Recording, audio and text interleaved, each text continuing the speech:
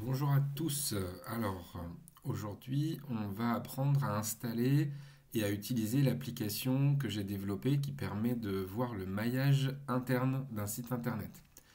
Donc pourquoi j'ai fait cette application? Parce que tout simplement, après avoir échangé avec les équipes de Screaming Frog, je ne trouvais pas mon bonheur dans les outils de visualisation et du marché.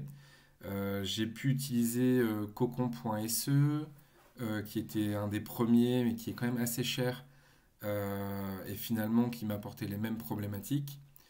Screaming Frog, que j'utilise au quotidien, qui est super pratique, mais qui ne me proposait pas non plus ce que je voulais.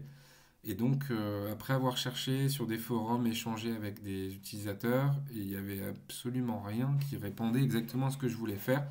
Donc je l'ai développé et donc je vais pouvoir vous présenter un petit peu tout ça. C'est assez facile à mettre en place, hein. Il y a un tuto sur le Git. Donc ici, GitHub FreeTSeb internal mesh. Vous avez l'install.markdown avec le tutoriel d'installation complet.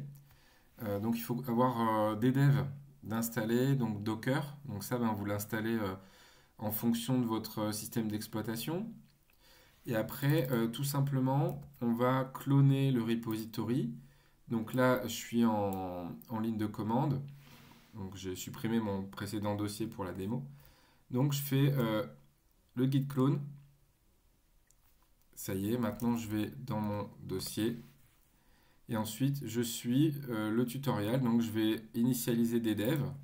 Donc des devs config. Les fichiers des devs sont déjà présents dans le Git, c'est pour ça qu'il n'y a rien d'autre à faire. Et donc là, il suffit de valider plusieurs fois et de taper sur dddev start.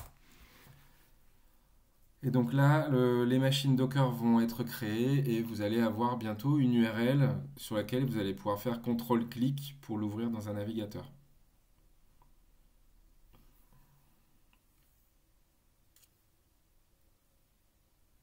Donc on attend 2 secondes. En attendant, donc on va utiliser donc Screaming Frog comme crawler qui va nous permettre d'aller analyser un site internet et de générer un fichier de lien. Et donc voilà, j'ai pris un fichier, j'ai pris un site qui parle des ortillonnages d'Amiens, c'est très joli. Je vous recommande de les visiter si vous pouvez. Donc je vais copier l'URL de ce site. Je l'ai encore jamais crawlé, donc on va le découvrir ensemble. Alors vous remarquez que mon Screaming Frog est configuré en anglais. C'est important parce que les fichiers d'export de Screaming Frog sont pas nommés pareil. En fait, les en-têtes de colonne sont traduites si vous l'avez en français. Et j'ai pas eu la patience de développer l'outil pour qu'il prenne aussi en charge les versions françaises. Donc pour l'instant, c'est que les exports en anglais. Je vais retourner voir en attendant mon petit terminal. Voilà, ça y est. Donc là, j'ai mon URL. Donc je l'ouvre. Et donc voilà mon outil visualisation du maillage interne. Donc on a une partie visualisation ici qui est vide pour l'instant. Et en dessous, on a un tableau qui va nous permettre de trier et de comprendre un petit peu mieux ce qui se passe sur notre site. Donc là, mon scan est terminé. Le site est plutôt de taille moyenne. Je vous recommande plutôt des petits sites ou alors des parties de gros sites. Et là, vous allez générer un export de tous les liens sortants du site. Ça va nous permettre de récupérer tous les liens et de les mouliner ensuite dans l'outil. Donc là, je vais sauvegarder mon fichier. Je vais l'appeler démo. Voilà. Il est créé, super. Et je vais pouvoir le charger ici. Donc je vais aller, je crois que je l'ai mis là, voilà, parfait. Télécharger et traiter.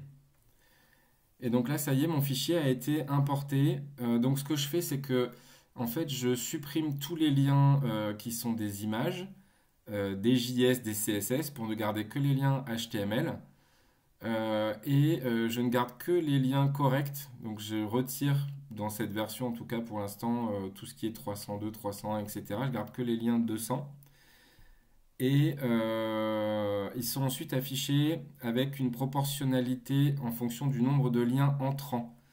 Étant donné que notre problématique, c'est de savoir quelles sont les pages qui sont bien nourries par le maillage interne, ça nous permet d'avoir une vision assez rapide des pages qui sont bien nourries ou mal nourries par des liens. La démarche, c'est de faire du cocon sémantique. Donc là, on va pouvoir zoomer, dézoomer. On va pouvoir aussi attraper des nœuds et les bouger pour les isoler un petit peu. C'est pas toujours pratique quand c'est serré comme ça là.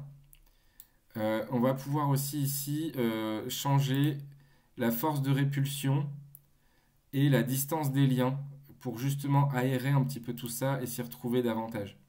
Donc là, à vous de trouver votre confort. Et en dessous, on va retrouver toutes nos pages, tous nos nœuds. Alors, je ne garde que la dernière section de l'URL pour nommer le nœud. Donc, j'ai pas l'URL complète, j'ai juste la dernière partie de l'URL.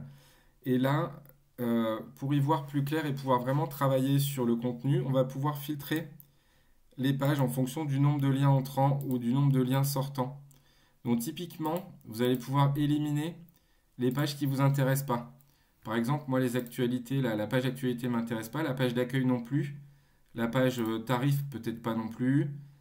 Et il y a peut-être des pages autres aussi qui ne m'intéressent pas. Donc il faut connaître un petit peu le site hein, pour bien s'y retrouver. Voilà, la FAQ, peut-être qu'elle ne m'intéresse pas non plus, les mentions légales non plus, puisque moi je veux travailler sur le contenu de mes pages. Et peut-être qu'il y en a d'autres aussi, comme des pages particulières, de la pagination, des choses comme ça. Et donc là, je vais pouvoir supprimer en fait ces pages de ma visualisation. Et maintenant, je commence à y voir plus clair et je peux isoler des sections, des parties, des thématiques et voir si elles sont bien associées à d'autres pages clés. Et donc, ça va me permettre de savoir sur quelle page je vais pouvoir travailler mes liens. Alors ici, pareil, j'ai une recherche. Donc si par exemple, je veux supprimer les PDF, je tape PDF, tout sélectionner et supprimer. Et pareil, j'allège encore mon petit tableau. Donc voilà, donc déjà en soi, pourquoi j'ai fait ça? Parce que Screaming Frog, vous allez voir, il a une fâcheuse tendance à prendre en compte les menus. Et donc, quand j'analyse un site avec Screaming Frog, bien souvent, j'ai cette espèce de vision circulaire qui me pose un problème parce que Screaming Frog va en fait prendre en compte le premier lien qu'il va trouver de chaque page.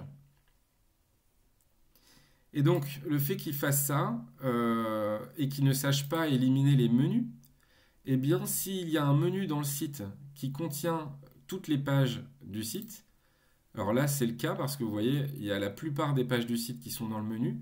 Elles sont donc à un niveau de distance de la page d'accueil, ce qui fait qu'on va se retrouver avec cette vue circulaire qui ne permet pas en fait de pouvoir regrouper par silo sémantique ou par lien en tout cas interne entre les pages.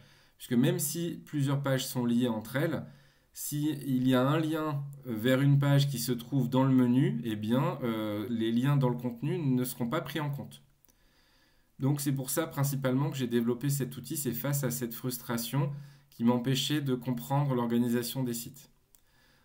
Et donc, voilà, elle est en constante évolution, l'application. Vous pouvez contribuer aussi sur le guide si vous avez des propositions.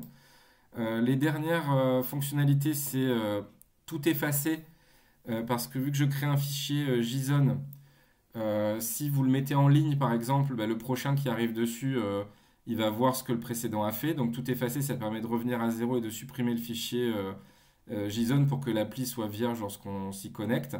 Et puis donc là, vous pouvez par exemple regarder quelles sont les pages qui ont besoin davantage de liens entrants. Par exemple, si vous voulez mettre en avant le tourisme et le handicap, eh bien cette page-là n'a qu'un lien entrant. Donc elle mériterait d'être davantage nourrie par des liens pour être valorisée. Enfin, etc. Vous pouvez faire votre marché parmi vos pages et savoir lesquelles méritent du travail de linking. Voilà, alors il y a une fonctionnalité expérimentale de PDF qui pour l'instant nécessite d'être revue parce que le PDF est généré mais il est ultra moche et il est quasiment illisible. Donc voilà, ça c'est en cours. Je suis en train de voir comment faire ça. Si vous avez des idées pour améliorer ce rendu, ce serait pas mal. Et puis, je suis en train de travailler sur une analyse des contenus sémantiques. Alors peut-être Ngram ou peut-être avec un moteur sémantique utiliser une autre méthode d'analyse.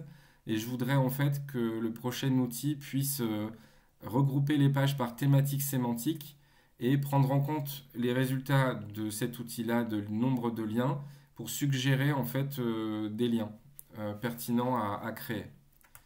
Donc je sais qu'il y a des outils qui se rapprochent un peu de ça, mais je trouve qu'à chaque fois il manque un peu de précision. Donc c'est pour ça que j'ai voulu faire quelque chose de spécifique. Eh bien, je crois que j'ai fait le tour des fonctionnalités. Je vous laisse tester tout ça et puis bonne expérimentation.